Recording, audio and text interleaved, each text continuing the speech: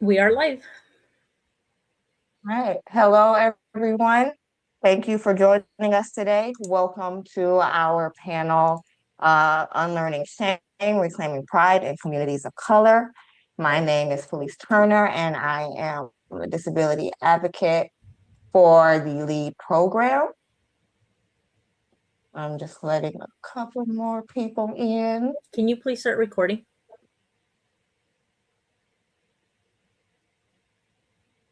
This meeting is being recorded. Thank you. Right. And again, thank you everyone for joining us today. Presentation today is called Unlearning Shame, Reclaiming Pride in Communities of Color. This is a presentation featuring panelists from our lead parent and lead adult program. So thank you everyone for joining us.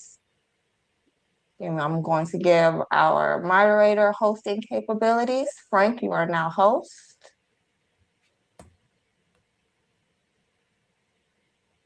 All right.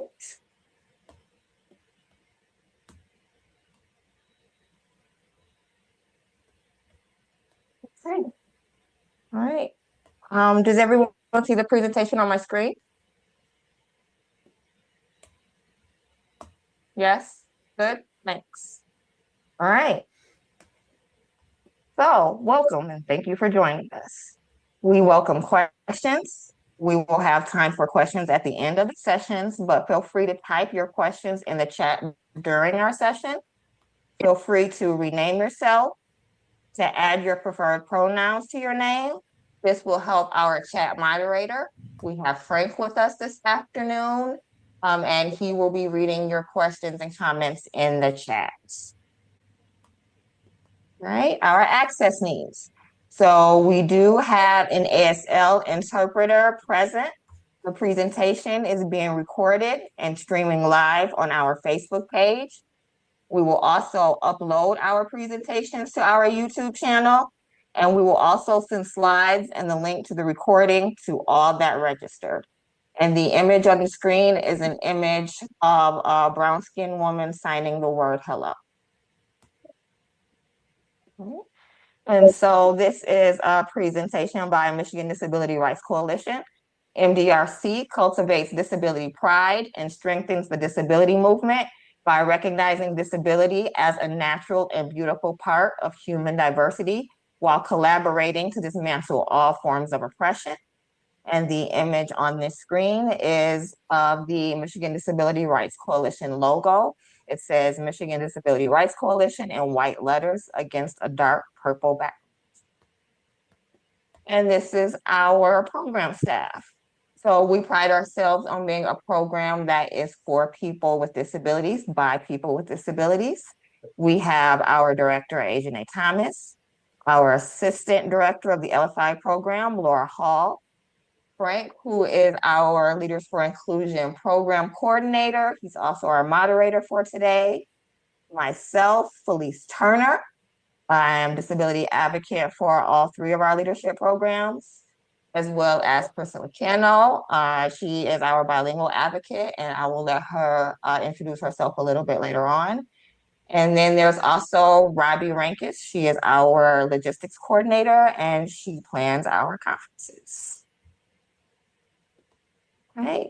Leadership programs at MDRC. So we are a statewide program that focuses on developing leaders in the community and disability rights advocates. We have programs for people with all disabilities across all ages. Our programs include youth programs for Power for Pride. We have programs for young adults. That's our Leaders for Inclusion program. We also have programs for adults. We also have programs for adults, and our programs for adults are centered for adults ages 26 and up, as well as parents of children with disabilities. And then we have programs for professionals, employers, workplaces, and organizations. All of our programs target underdeserved and marginalized communities. They provide training and continual support to organizations looking to become more inclusive of people with disabilities. And then we are starting something new. It's our community of practice. With our lead-in program, it's a collaborative space for professionals and employers to come together and learn how to implement inclusive practices and strategies. And the image on this screen are of caricatures in different circles. Right? All of our leadership programs are funded by the Michigan Developmental Disabilities Council, and that is their logo on the screen, MIDDC, in green and blue letters with the logo of Michigan in one of the letters. Right? And then celebrating Her Power, Her Pride. Her Power, Her Pride is an annual camp for young girls with disabilities ages 11 to 17. It is a nationwide camp. We are hosting Her Power at the end of July. They are currently accepting applications, I believe. Frank, if you have that link, could you please put that in the chat? But it is a really cool program for young girls. So if you have someone you think may qualify, please register. And the image on the screen is an image of a woman looking at a computer and holding her hand up as if she's saying hello, and she has headphones. Happy Disability Pride Month. July is Disability Pride Month, a time to celebrate disabled people, honor disability history and culture, and recognize the community's ongoing work for access, inclusion, and justice. It is a time to uplift disabled voices and celebrate disability as a valued part of human diversity. And the image on this screen is an image of a group of people of color with varying disabilities, as well as the disability pride flag shown in the background. And this is this presentation is the first in a month-long series of presentations put on by the MDRC leadership team. On July 9th, we have disability and identity. On July 17th, we have language and disability. And on July 21st, we have Why Teaching Disability History Matters. All of these presentations are put on by the lead team in collaboration with graduates of each of our programs. Why Teaching Disability History Matters will be a panel discussion featuring graduates of our All-Star Alumni Program. And the image on the screen is an image of the Disability Pride flag.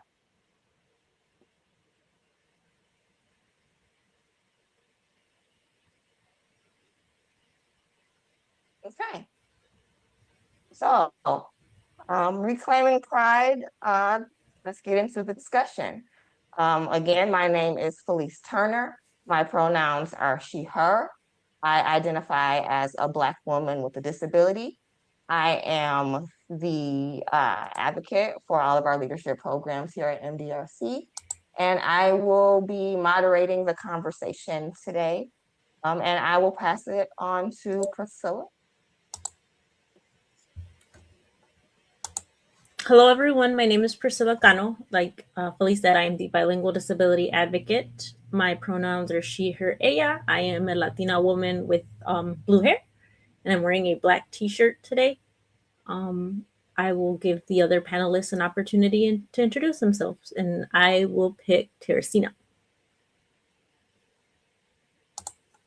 Good afternoon, everyone. Thank you for allowing me to be here. My name is Teresina Jackson. I am a self-advocate as well as a parent advocate. My pronouns are she, her, and hers. I identify as an African-American woman with a disability, and I reside in Saginaw County. And I will pass it to Melanie. Hi, my name is Melanie Hunter. I'm a graduate of both LEAD and LFI. I'm a disability advocate who currently lives in Grand Rapids, and it's nice to be here. Thank you. And Kate, or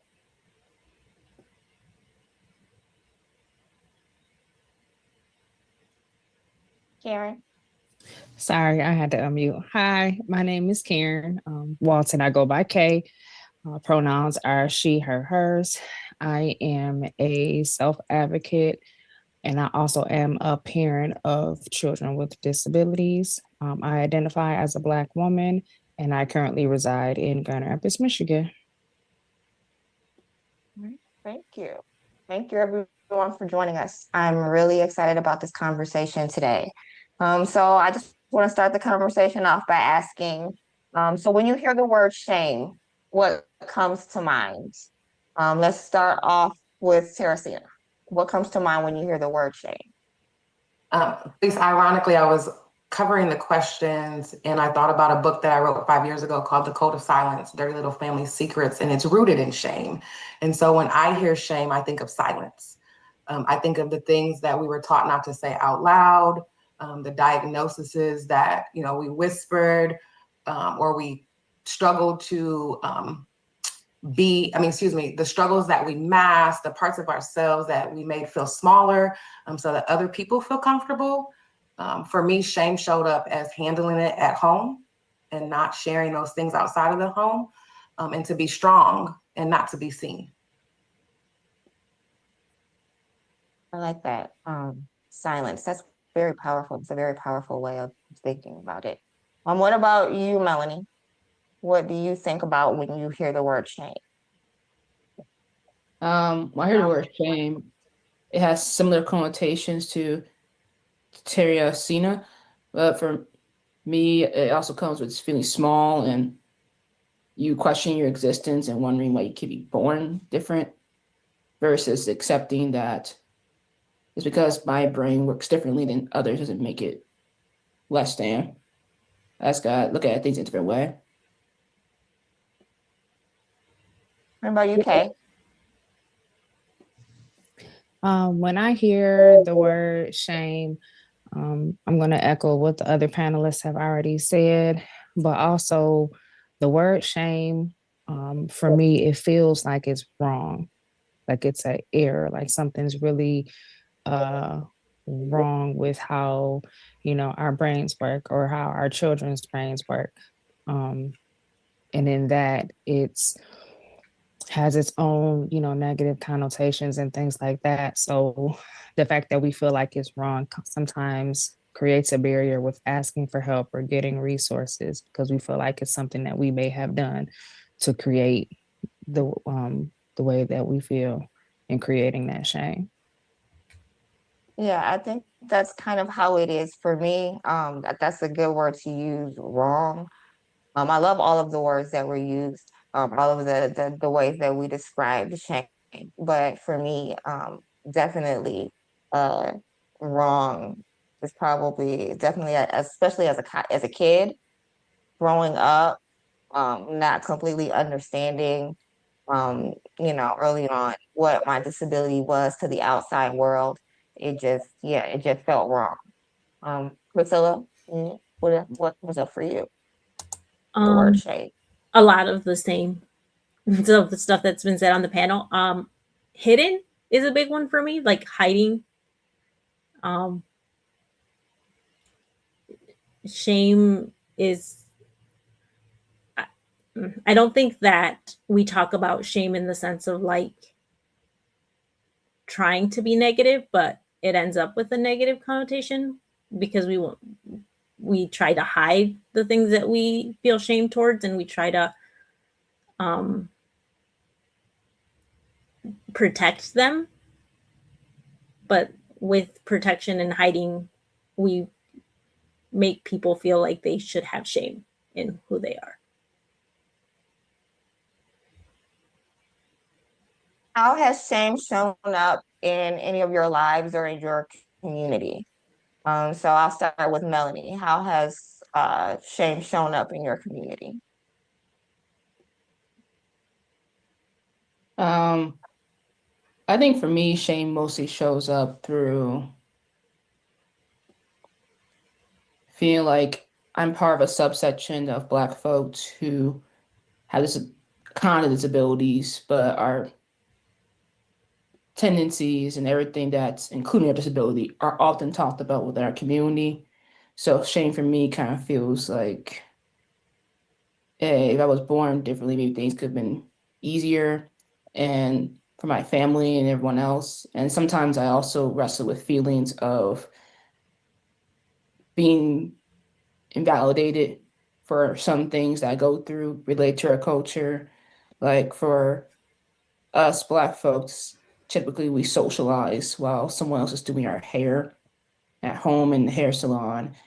And while I do appreciate that, sometimes the sensory sensations I get from both hearing someone speak to me and also everything going on my hair makes me hard for me to feel calm. And I kind of feel a little shame when it comes to that area because that's not something that's often talked about, respected. And I guess I feel it's supposed to be dealt with, or so that's usually how it shows up for me. Thank you. Teresina, how about you? Where do you see shame showing up in your life or in your community? Elise, I realized that I partially answered in the first half of the question, but for me, shame showed up as, again, not having your diagnosis is accepted. I was considered crazy versus disabled. And so shame showed up as in being able to handle life, the traumas and the abandonment, the abuse, the neglect, the shame at home, without letting people know. And so you had to show up in public as though you were okay. And be strong and not be seen, not be heard, while suffering, internally. So for me, shame in our community shows up as silence. You're silencing yourself and your story for the sake of the family's image or the community's image.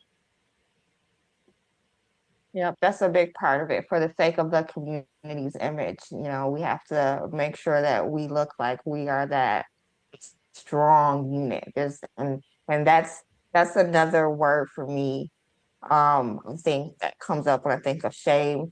I think in communities of color, we always have that conversation around resilience and being strong.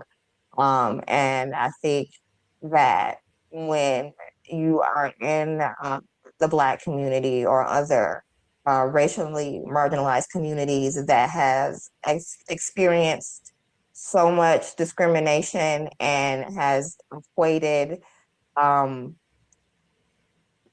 things like disability with weakness, then that's when we start to do, like Priscilla said, we start to hide, or like Kay said, we start to think that we're wrong. That shame comes in. We don't want to expose ourselves. We want to keep our community looking like that strong unit, that strong community. We don't want to look like we're weak on the outside. And that's a huge barrier, I think, sometimes for us. What about you, Kay? How does it show up in your life or in your community? I think I know shame for me has showed up with reluctance to get help and support. I was in my 40s, late 30s, before I started to go see professionals, get diagnoses, get on proper medications. And this is after years, 20 plus years of, working, being a parent and different things like that. But it was always a reluctance of, there's nothing wrong with you. It's just all in your head. Well, it is all in my head. That's why I need support. So I think it shows up as a reluctance to get help from family members, from other community members, especially as a parent, even with my co-parent, not being open to the realities of what our children deal with. So yeah, I would say it shows up as reluctance to get support. Thank you. And Priscilla, same question. Where do you see it in your community or in your life specifically? For me, it was masking and not realizing that I was masking. And then so I, similar to Kay, did not get some of my diagnosis until I was older. And it was more because my son got his, and then what was the normal in our family was that we just both happened to be on the spectrum. So that was our normal, but I didn't realize how much I was masking to deal with that shame that came from my community. But it was because when we have people with disabilities in the Latinx community, we hide them to protect them because we don't want the world to treat them negatively. And so that was the only example that I had of how to address disability, to hide. So I hid who I was. And then when my son got diagnosed and I started being more in disability spaces, I realized that that was not something that we had. That was something that I was taught, but we could break that cycle. And so we don't mask, we don't hide our stimming or our assistive technology. And so that's kind of how shame has shown up in my life. I love that. So my next question for you all is, what messages have you received in the past about disability, whether it be your disability, your child's disability, or just like disability in general in the community? And I will start with, hey. It's funny, before we came on this Zoom, I had to tell my daughter, like, hey, I'm gonna be in a meeting, so kind of keep it down in your room. And I was talking about kids with disabilities, and she was like, oh girl, I don't have a disability. I'm like, but you do. She was like, really? You do, huh? Why do you think you have A, B, C, and D? And she's just like, oh, okay. So just having those conversations and reminding my children that disability shows up in a lot of different ways for people, some invisible, not so traditionally presenting, and some of them you can very much so see what's going on. So just reminding my children to kind of be aware of that, and it doesn't make them any different. It doesn't make how they think and how they do things wrong. I think my son was the first one who kind of taught me that lesson, because he's ADD, ADHD. He is dyslexic, and he has dysgraphia, but in school he's well behaved. So the issues that he had in school didn't really present themselves. Unfortunately, his behavior seemed to trump his need for academic support. And that is kind of what kind of pushes me to advocate for my son, because I know he has, friends, and his sister even, who has those same things. So just reminding kids, like, disability is going to look different for everybody, and just because you can't physically see it doesn't mean that somebody doesn't struggle with something. Like Priscilla said, we don't mask our stemming, we don't mask our need for resources. We utilize the things that we have to help us to become better. And it took my son, he's in high school, he'll be graduating high school this next year and going to college. And that amazes me that my little baby that can't read and has a hard time concentrating will be going to college, so just honoring him. And so continuing to support him and push him, use your resources, use this, use that. And that helps. Just learning alongside of him too has really been something that has helped as well. Just a quick congratulations on your graduate from Acaso. And we've been getting 100% yes to all the things you've been saying. So thank you. Thank you. Thank you all. I appreciate it. Yeah, thank you for the love in the chat. Teresina, what about you? What messages have you received in your community or in your past about disability or disability identity? Felice, growing up, piggybacking off the prior question, there was not necessarily a conversation about disability in my family.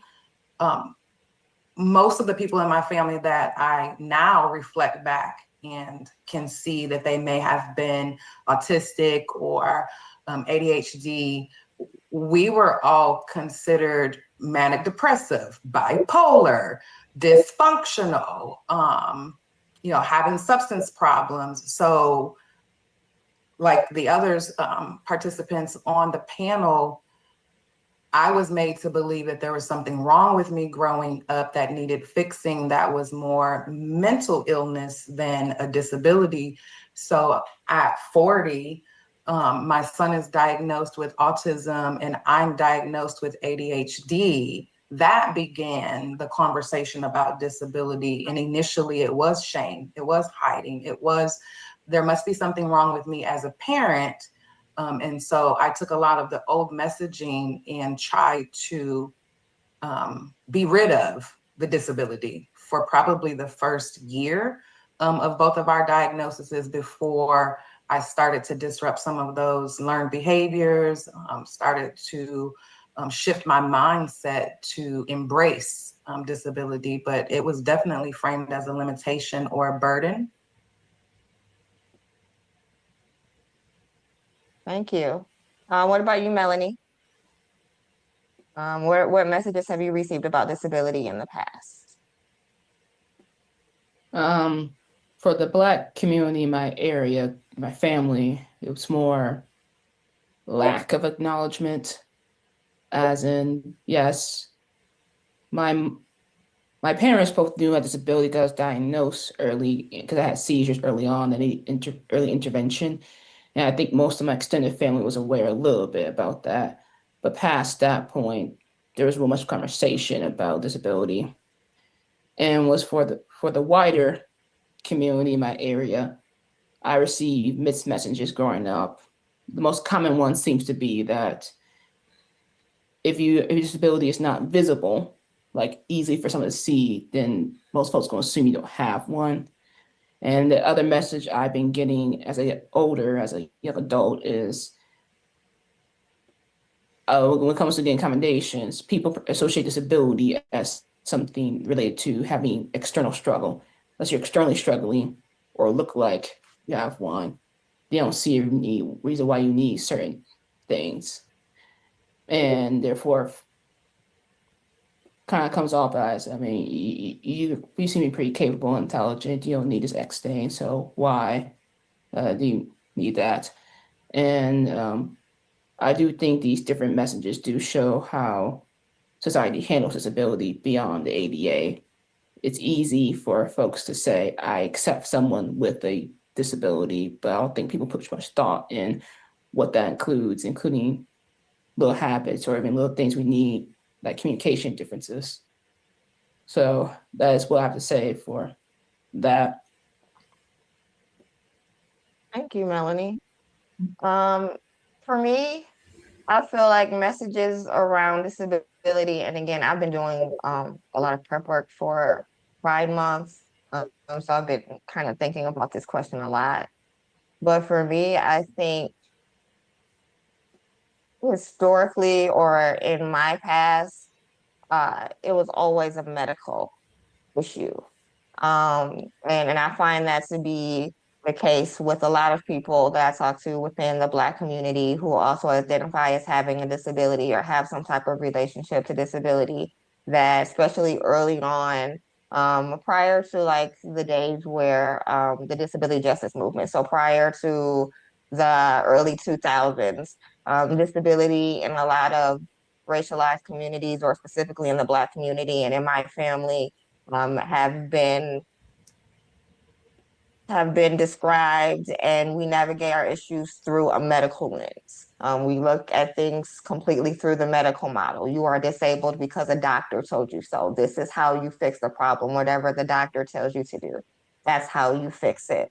To look at disability as an identity, number one, didn't even occur to me until I was an adult. I didn't think that was a disability. Again, it was a medical illness. I have cerebral palsy.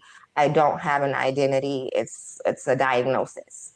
That didn't come until later on. Understanding what disability pride meant, and to then know that I could associate my disability pride to also my Black pride, or having pride in myself as a woman or a woman of color. Um, to, to know that I could intersect all of those identities. I didn't know that was a thing until very later in life.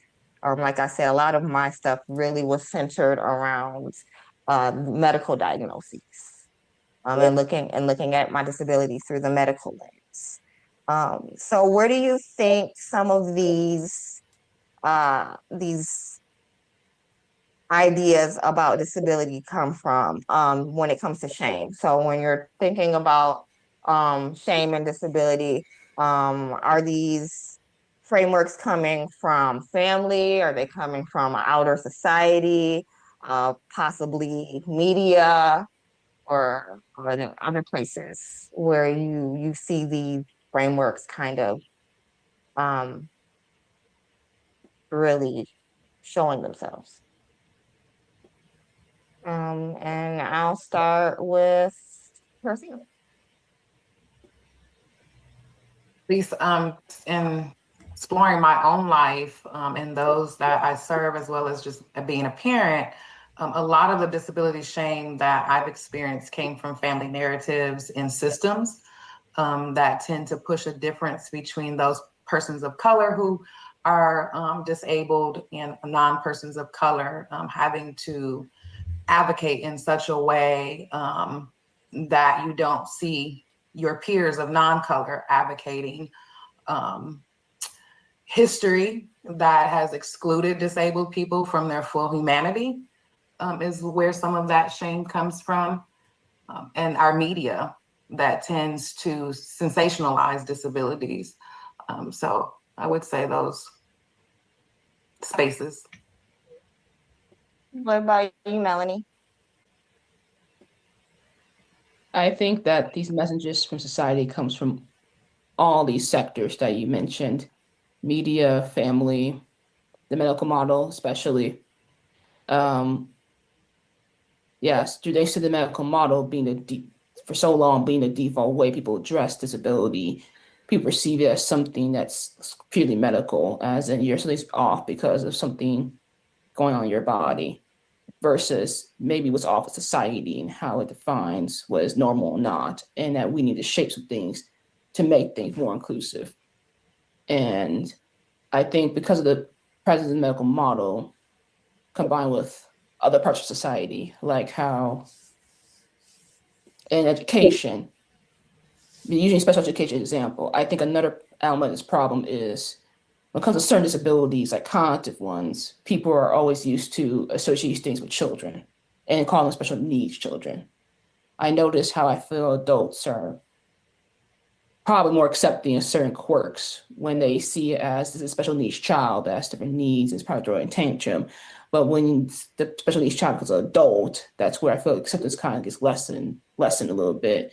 And when people look at our quirks, they are quick to have negative remarks versus assessing, okay, maybe this person, like so using info dumping as an example, like, yeah, maybe this person's not trying to be and know it all. Perhaps they are trying to connect with me, but they'll know it's not working. And maybe they can't catch like social cues. So I do feel that the gap here comes from all these different sectors of society. Social disability are certain things instead of discussing the full picture of what it includes. I love that, Melanie. Thank you so much. And Welcome. Melanie, you're getting lots of kudos in the chat. Yes, Melanie, children with disabilities become adults with disabilities all the time. I felt that, and they agree with you. And Priscilla, same question. Where do you think shame comes from? Where do you? So similar to what Melanie said about disability in children, like media plays a big part in it. We are only ever shown like autism awareness stuff, and it's always children. children are like the posters, the billboards, it's always children. And people forget that those children are going to become adults and they're going to be a part of society. And then when they are, people are not flexible to accommodate their access needs. And so I think that's a big one. Also, I can't remember, Stella Young maybe was the one that said that we are disabled more by society than we are by our actual diagnosis. And so there's again that inflexibility to accommodate people with disabilities because it's perceived as something that is going to make it harder on the company, make it harder on the person hosting, when in truth it could just be the acknowledgement. Like, I am a person with a disability, acknowledge that I might not be able to engage in a conversation because I struggle with that, but I still want to be included. Or a big one for me is so I don't like my foods to touch on a plate. And it's like I'm personally insulting someone when I make myself a plate at an event and I'm spacing out my food. And it's like, why? Like, that's a huge thing, but it's not hurting anyone. But it's a society thing, like you just go with it. And so that's one example of how I think society it reinforces that shame in disability. Like, your quirks are something to be ashamed of, like Melanie said. Okay, what about you? Does it show up in any other systems for you, or much of the same? I'm going to echo all the panelists, definitely in society and with family, but I'm also going to add in religious spaces. For the first time, and I think this is when I'm about to start crying. This is when I actually went and got tested. Is I had a pastor that told me, she was an educator, but she told me, she said, you come to church to get help spiritually, but we can't fix the issue if it's something literally mentally wrong with your brain. If your brain is not operating the way it should, the doctor needs to fix that. And if that means you taking medication, then you take it. And that's how we heal things holistically from all points. Before that, it was only, something is wrong. This person, she's evil, she's demonic, she's this and she's that. So I think that sometimes in religious spaces, and I'm talking about in Christianity, in this instance, sometimes it glosses over. And sometimes in education too, no, the child isn't just bad or this person isn't evil. There's really something that needs support, that needs help, that needs assistance, that they need to kind of balance themselves out. So that's a space that I've seen it a lot. Also that, there's nothing wrong with you. You're fine. You're okay. I don't know how many times my mom heard, she's just a hard-headed child. Well, no, I'm not. It's just other things going on that you're not paying attention to. So, yeah. Yeah, I love that. Thank you for bringing up the religious aspect. That is something that we talk a lot about in some of the more recent cohorts that we've been having, looking at disability through the religious lens and looking at how religious spaces treat people with disabilities, the accessibility of their locations, the how they conduct their services. Do they have services that may be more so geared towards people with certain disabilities? So that is a really great conversation. Thank you for bringing that up. And I also love, Kay, what you said about, like the language that we use when it comes to people with disabilities. I think that in racialized communities, we don't use the word disability a lot. We, going back to my upbringing and the things that you hear like in the 90s, you may hear in your family someone's wrong in the head, or something's not right with that person.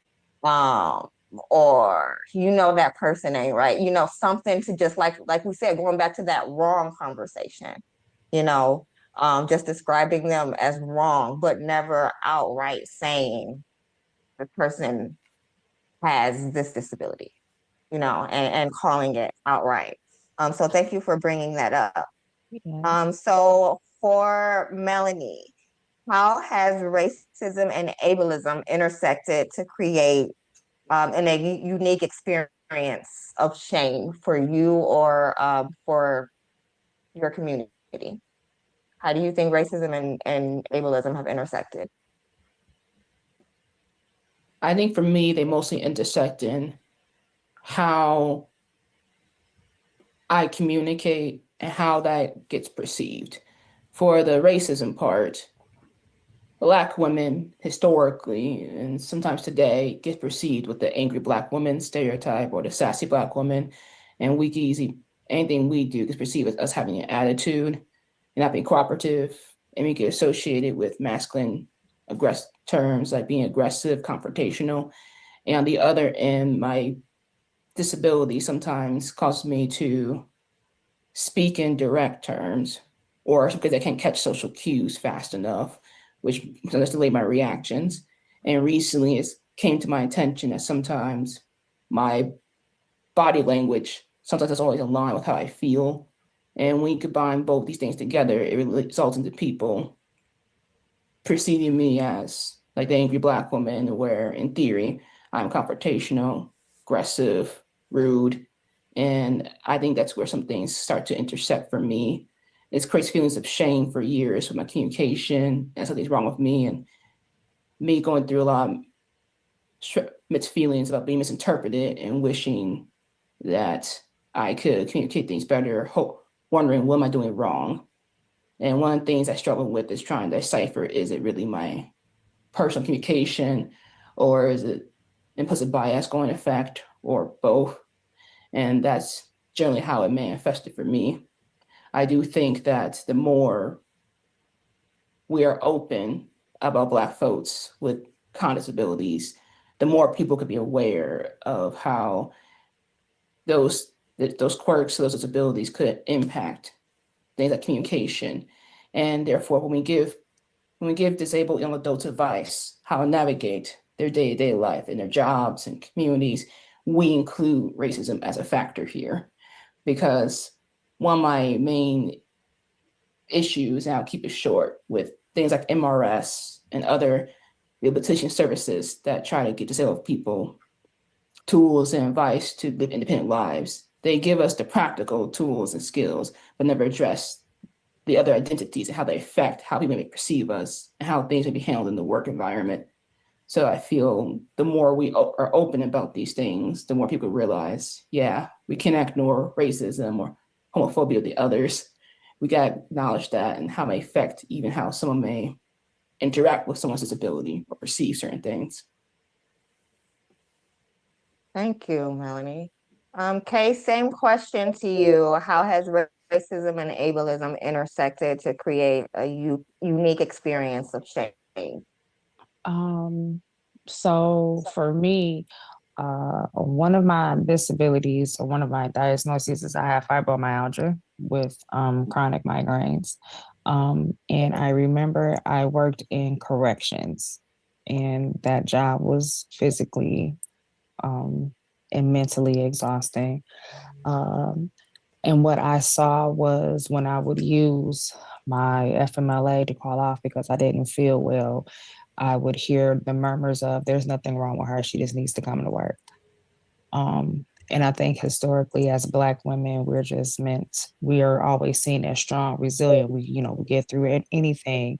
You have to go to work because you have to take care of your children. So it will be a shame in that of, well, are you sure you're that sick that you can't go to work? Is your, what if your paycheck is short or messed up this week because you didn't go to work?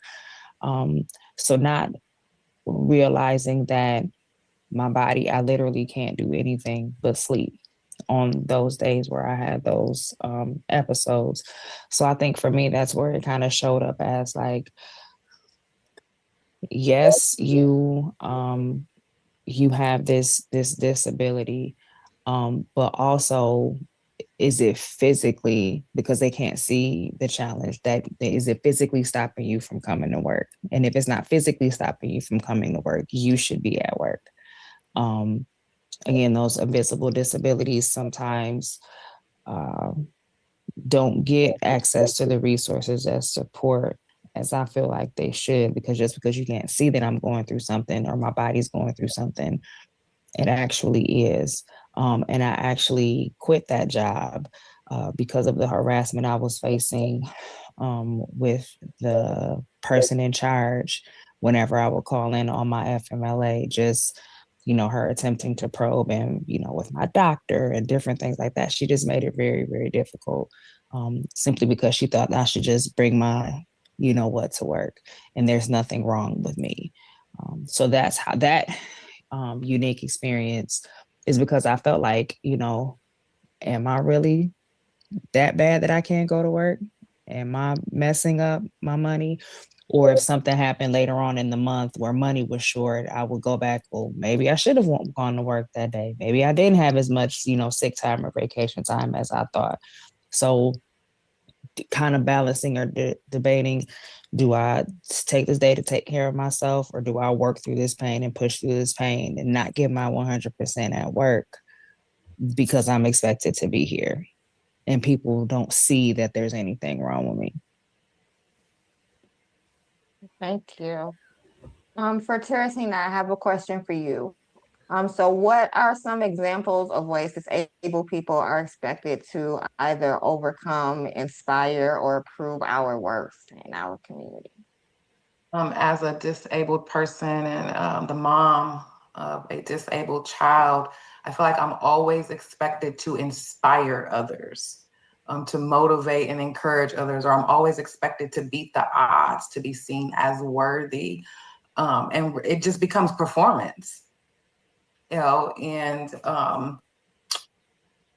just being expected to, it's always seen as such a great achievement when I'm doing things that may just be everyday normal things, but because I have these disabilities and I am proud to say, I have these diagnoses and this is how it impacts my life positively and negatively. And again, in my mind, I'm feeling as though I'm always needing to tell this story of how I overcome, how I got through, in order for them to be inspired to take up, power or action in their own lives. So it's definitely performance, a lot of performance. Priscilla, what about you? So for me, medication comes to mind.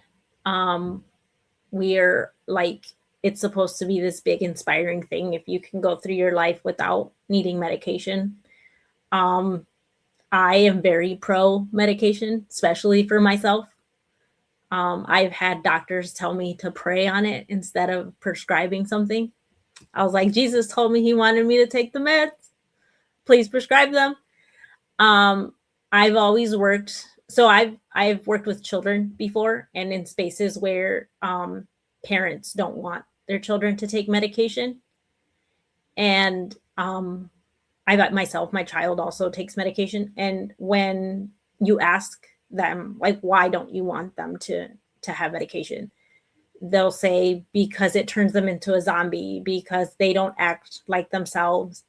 And I always tell them that when I first started taking medication, it was unbelievable how much like myself I felt. I felt like I could be myself because finally there was something regulating me, what was the chemical imbalance in my brain. And then I could be my full self. I could show up into things as my full self because that was one less thing that was weighing down on me.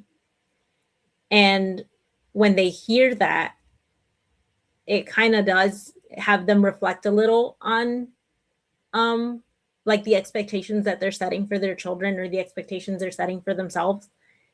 And like I said, I'm very pro making the choice that's right for you, but I don't think we should see medication as something that we shouldn't do just to overcome it, to prove that we are worthy of being part of society without it. You're getting lots of thumbs up. Show up as your full self. Yes. People are pro medication, but they're also scared of addiction. Performative, indeed. Peer support is critical in providing support in our communities. And when you're ready, I have a question for the panel, but only when the panel is ready for it. Okay. Really quickly, I'll give a comment on this, and then Frank, we can go ahead and take your question. I'll say for me, it's definitely similar to what Teresina described as being performative. Always in my best Scandal pop pope voice, think back to the scene in Scandal, if there are any Scandal fans out there, where they're talking about being, you have to be what? You have to be twice as good, right? And I think about that when it comes to like the Black community and always being told that you have to be twice as good as white people in order to succeed in life. I think that message, at least for me in my life, spilled over into it spilled over onto the disability side of things.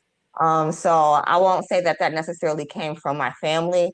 I think that kind of came from outside messages in my life, in society, in school. But I do know that I always took on the hardest projects.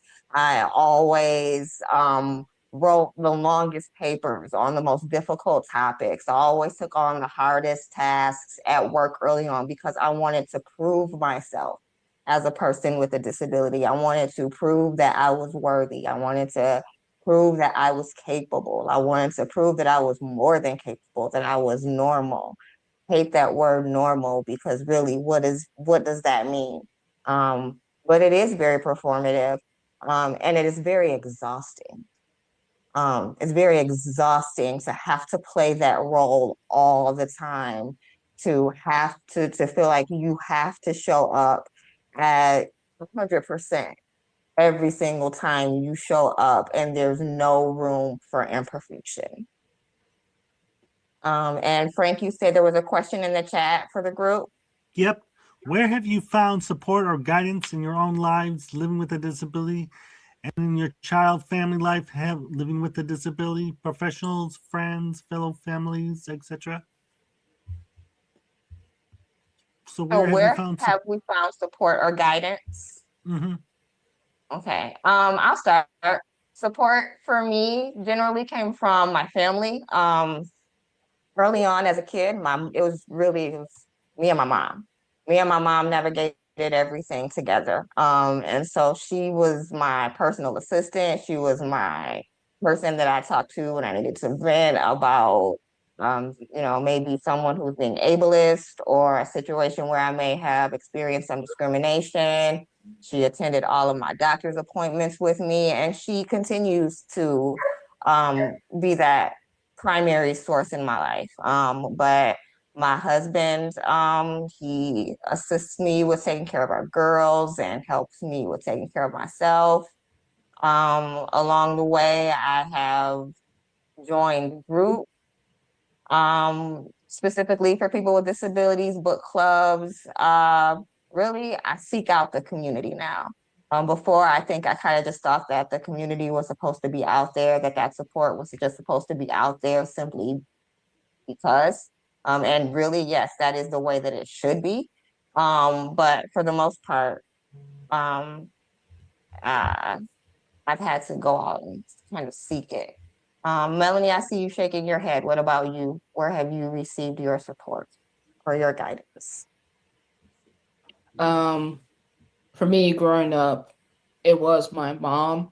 My mom was the one who was often advocating for me in schools and medical professionals because of my disability, make sure I get accommodated, which succeeded pretty well. And besides my mother, as a child, I feel a community through summer camps gave me support. I felt a strong camaraderie with the other kids in the special education programs in school. And outside school, there was Camp Discovery, which was done by the Epilepsy Foundation Michigan with other kids with epilepsy. Even within this camp, we had kids with different kinds of disabilities as well. And then there's Eric Rickstar Music Therapy Camp, which is also for children with disabilities. And that one year I went to Her Power, Her Pride. And then there's Special Olympics. So I feel these activities gave me a early sense of community and camaraderie with others like me, and helped me understand early on that we all have things we're going through and that we need to support each other. As an adult, I'm still seeking more support, but right now I do feel support from the community of MDRC through these leadership programs. So, but like Felice, I try to seek out more community. And I do think some of my families and friends who have some who have cognitive disabilities like ADHD and some who don't are also cool people for me to talk to help me process things going on in my life. And I appreciate them willing to hear me out when I'm going through some stressors related to my disability. Thank you, Melanie. So I have just a couple parent questions for the parents in the room. So what messages do parents of disabled children receive that create shame or guilt? I'll start off with you, Teresina. I'm sorry, can you ask me that again? No problem. What messages do parents of disabled children receive that create shame or guilt?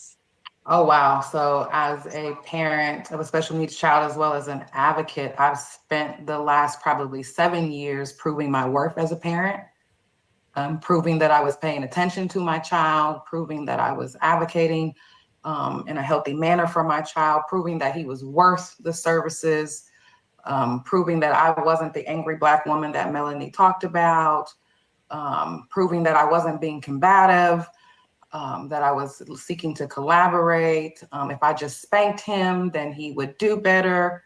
If I just, fill in the blank, that my son would be having a different experience. I believe that I'm still feeling some of that today in those spaces, although I have become much more empowered. There's still a small little thing that knocks on my door from time to time that says, this is your fault. And had you done something different, he would be doing better in life right now. And so I definitely still struggle with what is it that I could have done different.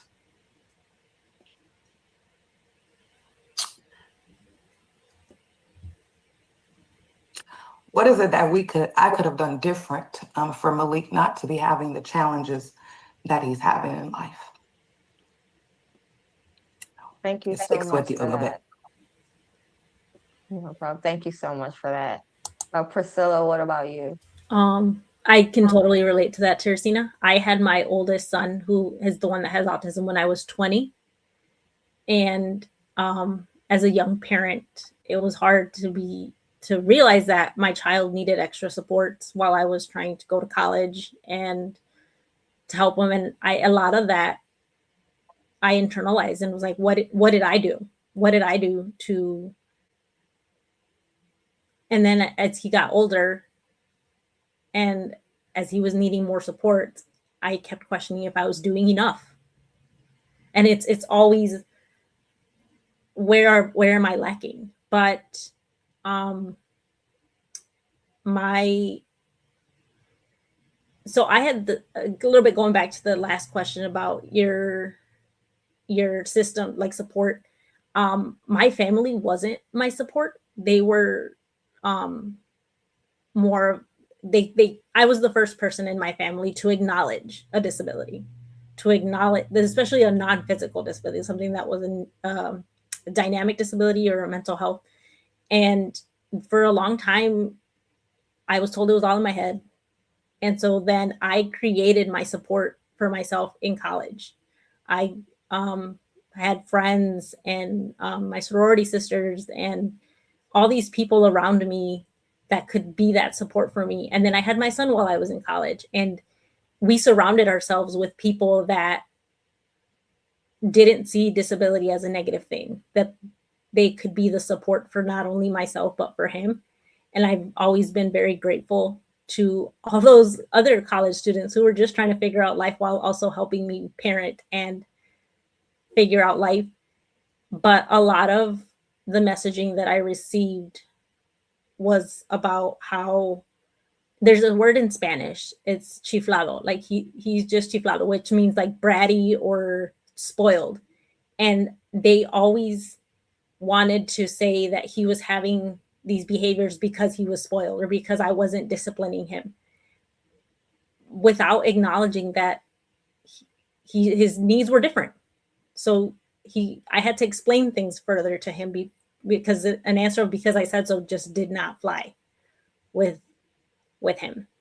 And so I try now to, when we work with parents, to help them learn where to build those communities within themselves. Like that's why we do our cohorts, because you can have a support system in the same state that is doing the same, needs the same resources as you, and how to share that we're building these communities because they don't exist, or they're so hidden that it's hard to find them.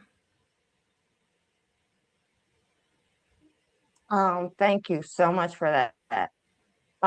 So for Kay, how do cultural beliefs about disability impact how families talk about or respond to disability, especially how they talk about disability to children? Kind of picking up where Priscilla was just leaving off. Can you read it for me one more time so I can catch it? Yep. So how do cultural beliefs about disability impact how families talk about or respond to disability, especially when you're talking about disability with your kids? I think for me, sometimes I have to, when I'm like explaining things to my kids, they get called spoiled, or why are you doing that for them, or do they not understand, or why are you talking to them like they're babies. So sometimes I have to remind, a lot of times I have to remind family members, like, no, this is how his brain operates. No, this is how her brain operates. No, this is how she handles these types of situations, or this is how he handles these types of situations. I get a lot of, I don't want to say pushback, but a lot of negative comments because of the choices in schools that I have for my children. My son attends a private school because academically that provides him with the best support for he needs for his diagnosis, for his disabilities. He would not be able to get those out of public school. So I get a lot of, well, if he's going to that school, he must be able to do this type of this extensive type of work. So if he's going to this school, he must be able to do this. And I'm like, no, he's going to this school to get the supports that he needs, because he would not get it if he was at the other list of schools. So I think for me, culturally, it's still, I don't know, it's still that it's a lot of constant reminding of why we're making the decisions that we're making for our children. Why do we do things the way that we do? Why we advocate so hard? Why we give directions in a particular way? Why we send them to certain schools or have them in certain activities? I feel like it's a lot of explaining the need that why we do it, almost like we're looking for acceptance as to why we make the decisions that we make for our children. When in reality, these are our kids, and we know how our kids operate. We know what they need, and that's our job as parents, is to give them what they need so they can be successful adults. Because they're not going to be teenagers and kids forever. They'll be adults working jobs and being in relationships, starting families if they decide to. And it's important that they are able to advocate for themselves when the time comes. So. Thank you. And last question for the parents. How can you build pride in your children when the world often sends messages that they are less than. So how do you cultivate disability pride in your children? I'll start with Priscilla. Um, I do it by showing him that I'm proud. I model that. So I talk about my disability openly.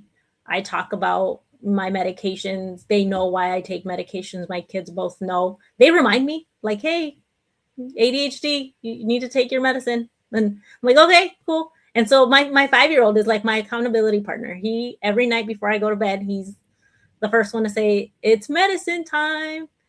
And um I I don't um I don't like undermine what they're feeling or what they think. Um when my oldest son approached me about he felt like he might need medication, he approached me. I never wanted to put it on him that this is what I felt for him.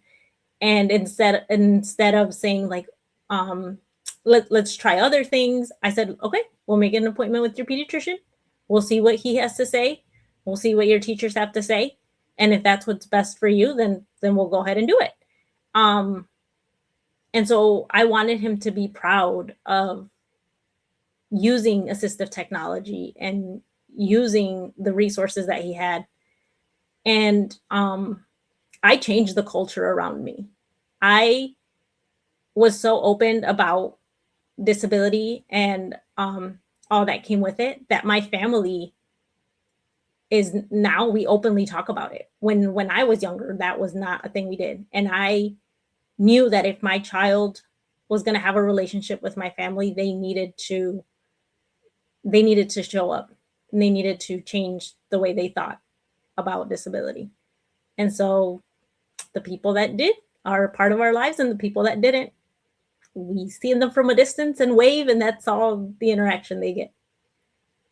That's what I'm talking about. I love that. I love that. Teresita, what about you? I absolutely love that. Thank you, Priscilla. For me, first and foremost, building pride in my son Malik was moving from this guilt and really moving from trying to fix him. I was taking him to every place possible as it related to some sort of therapy or support services, and started to really grieve the expectations of what I had for his life or what I envisioned his life would be. My oldest son is late diagnosed ADHD. And so I was doing a whole lot of comparing and contrasting my journey as a mother, a 25-year-old and a 9-year-old. And so when you move from fixing to accepting, then I could allow for the stimming and his personality to show without trying to quiet it down because of shame. Choosing to see him fully and not conditionally. Stop trying to make him fit into spaces, but making the space fit him. So a lot of just unlearning a lot of the things that I grew up with. I am loud. I am proud. I show up without apology for Malik. We go into spaces that aren't necessarily designed with us in mind. And I don't apologize for it, where before I was trying to stop him from stimming and don't be so loud and don't, disrupt this environment. Now, we are outside and we are living life. We are having the conversation about autism, and we are having the conversation about, what it means to show up in the world. But we don't make autism the center of his life. He is still a kid, learning, who he's becoming. And so that's more of the focus. So we're focusing on the fact that he does graphic design and coding versus he's autistic. And so, life is reflecting back to him the work that he's put in. A lot of times people tend to give us the credit for all of the work, but our babies, are the ones that are navigating these experiences in real time and having to do the work necessary to succeed on their path and not our path. Thank you. So we're vastly approaching the end of our session. Thank you so much, you all, for this amazing conversation. This conversation has turned out so much more amazing than I anticipated. So thank you. There's been so much, so many good notes throughout the afternoon. But I want to shift these last couple of questions to talk about disability pride and cultivating disability pride and rejecting shame in our community. And when I say our community, I mean in communities of color. So I'll start out by asking you, Melanie. So what does disability pride mean to you? And is there a difference between having pride for yourself and simply accepting disability? So first, what does disability pride mean to you? To me, this about pride means that I accept myself for who I am, and I'm proud of what I contribute to the world and the people around me. And there's nothing wrong with disability, and that it brings unique strengths into this world. It's not simply just impairments. And to me, it's similar to also having Black pride as well. I'm proud of what the communities I came from and those in the past. And there's no shame for me for being who I am. And to me, to cultivate pride, I generally try to remind myself that even when I feel alone with my disability within the Black community, there are others of our same community, others within our community who also had the same disabilities in the past, like Harriet Tubman, for example, someone who I always looked up to. When I found out as a 14-year-old she had epilepsy, I felt a stronger sense of connection and pride that someone else with the same intersections had one similar disability as mine. And even outside of epilepsy, the fact that she got it to acquire brain injury also has affirmed me, because while she has while she has certain quirks because of her impairment, she is got to do a lot of amazing stuff and gave her a lot of strengths as well. And for the second question of the difference between disability pride versus accepting it is pride is celebrating it, acknowledges a bit part of our human diversity, and to me, putting effort into reminding folks that we're a part of everyday life versus just accept it exists. But unless somebody directly points out to me, I don't take time to include it in here. I think pride is you celebrate it 24/7 every day, and acknowledges it's part of everyday existence. Thank you. Kay, what about you? What does disability pride mean to you? And is it different from simply accepting a disability? I think it is a lot. It is very different. Disability pride for me is rooted, very, very much so rooted in a lot of advocacy, just showing up for yourself, just saying what your needs are, um, saying what you're comfortable with, saying what you're not comfortable with. Even as we were preparing for this panel, Felice, thank you for allowing us to be like, hey, if it's something that comes up and you don't understand it, you don't get it, or you're not comfortable, please just let me know. So even just making sure you're surrounding yourself with people who understand how they can best support you, teaching that to your children as well. If you have, like, I know from my children, they sometimes they're very like outgoing and want to be in the mix, and sometimes they just want to be secluded in their room and just enjoying having their time for themselves. It doesn't mean it make anything wrong, and it doesn't mean that they have to do certain things because society feels like, oh, we're at a family function, you should be out here with everybody else. No, I'm not. Give me a minute to reset, and then I'll be out. Um, uh, they're noticing that with me as well. Like, hey, mom, are you okay? Nope, I'm just overwhelmed. Give me a minute, and I'll be back with you. So just it's constant advocacy. And once you start to show people like what you need, how they can best support, the people that love you and support you will pay attention, and soon they won't even have to ask. They'll just do it because they know that's what you need to be best supported. And I think that's with ourselves, with our children, within our communities, just constantly showing up.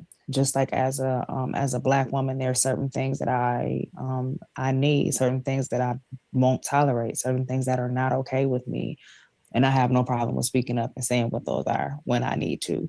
The same thing happens and needs to continue to happen when it comes to being an adult and being a parent of children with disabilities. Just continue to use your voice, continue to talk up, continue to advocate, continue to ask questions, continue to be open for people to ask you questions as to how they can best support you as well. And just open lines of communication. And that's how we all heal. That's how we all grow. Just people being willing to talk and having these spaces to talk in are extremely, extremely important. Priscilla, what does disability pride mean to you? Similar to what Kay said, advocacy. I struggle a little with social situations, like how to start a conversation is really hard for me.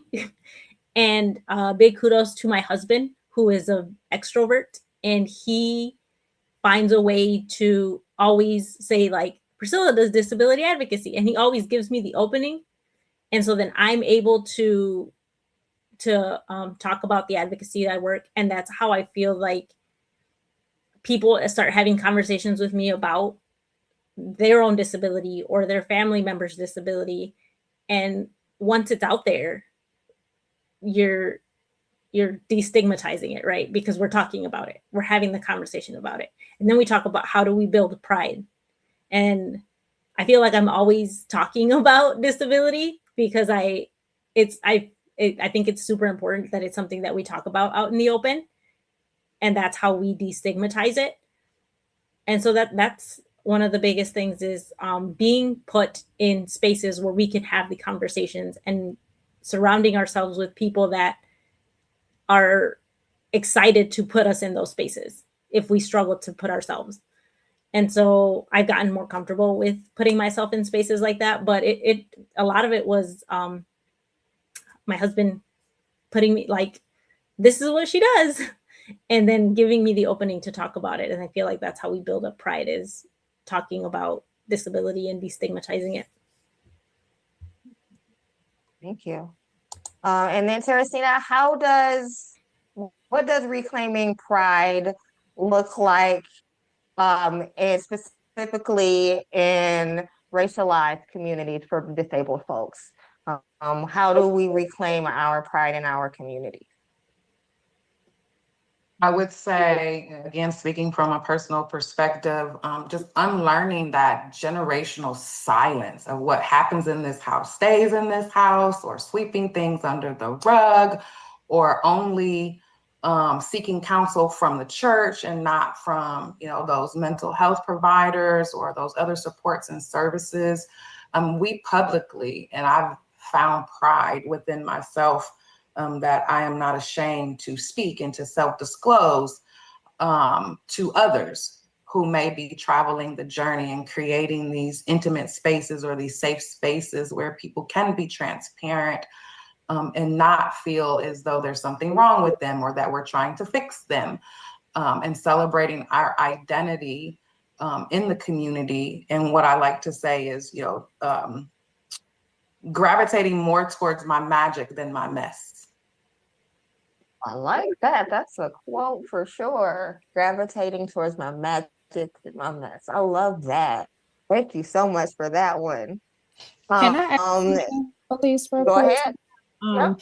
Just with as you were talking, unlearning some things, I feel like part of disability pride is also honoring like the generations and our ancestors that came before us who dealt with these things and never had the opportunity to really unpack what it was or to heal those things so that we wouldn't have to deal with them.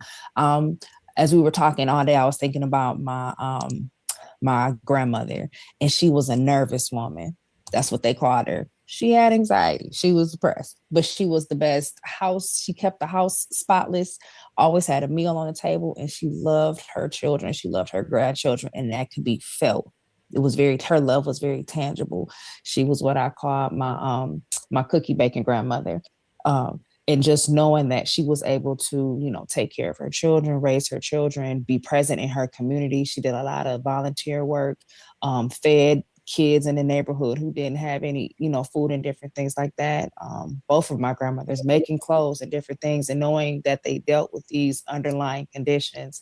I feel like it's our responsibility. That's where our pride comes from, taking pride of where we came from, being the descendants of the women and the men who had these conditions and didn't know what to do, but still found a way to curate and create love and pass it down to the generations that came after them. I think it's our responsibility to, now that we have the knowledge and insight, to continue to educate the generations that are going to come after us. So thank you for letting me add that. Absolutely. Thanks. Just wanted to say Thank absolutely. you. Thank you. So we have about 5 minutes left. I want to give at least one person the opportunity to ask a question. If there's anyone, feel free to come off mute and ask your question, or you can type your question in the chat and Frank will read it aloud to the room. But does anyone have any questions? And then I will go ahead and give my very last question before we end.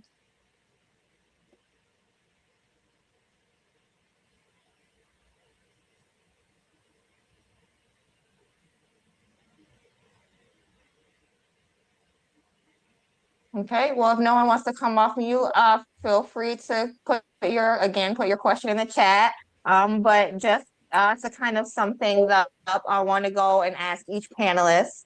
So I want you to give a word. So shame says, and then I want you to follow that up by but I resist shame and embrace pride by, and then give your response. So Priscilla, what does shame say for you? You're the first one on my screen. I know too. I was like, oh, she's gonna call on me. Shame says to be small, and pride says to be loud. You be loud about your pride. I love that. Teresina, what does shame say for you? Sorry. Shame says to continue to be silent, and pride says that this is power. Karen, what about you? Shame says to hide, and pride says to heal. All right, hide and heal. Melanie, what does pride say for you? I mean, shame say for you, I'm sorry. Shame says you're small and wrong. Pride says you're valid and powerful. I love that. You're valid and powerful. And for me, I just going back to that very first response, shame says you're wrong. It says you're not supposed to be here. The way you look at your life is wrong. And embracing pride means I am perfect the way that I am, in whatever form that I show up. There's nothing wrong about me, my body, my brain. I am who I am. So if there are no questions, are there any last comments from the panel?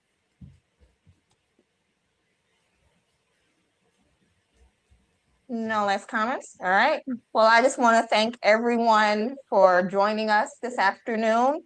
Thank you so much for being in community with us this afternoon and having this conversation on unlearning shame. Thank you to our panelists. Thank you to our ASL and CART in the room. Thanks, Frank, for moderating for us. Again, this is part one of a 4-part series. We will have one training series a month during our leadership program. I mean, excuse me, a week, not a month, a week for the month of July. Our next training is Disability, Identity, and Intersectionality, taking place July 9th, 12 p.m. to 1:30 p.m. And we really do, we hope to see you there. So again, thank you all for joining us. I hope you have a wonderful rest of your day. I hope you have a wonderful Pride Month. Please go out there and celebrate your communities, celebrate your pride, and just have a great day. Thank you, everyone. The recording has stopped.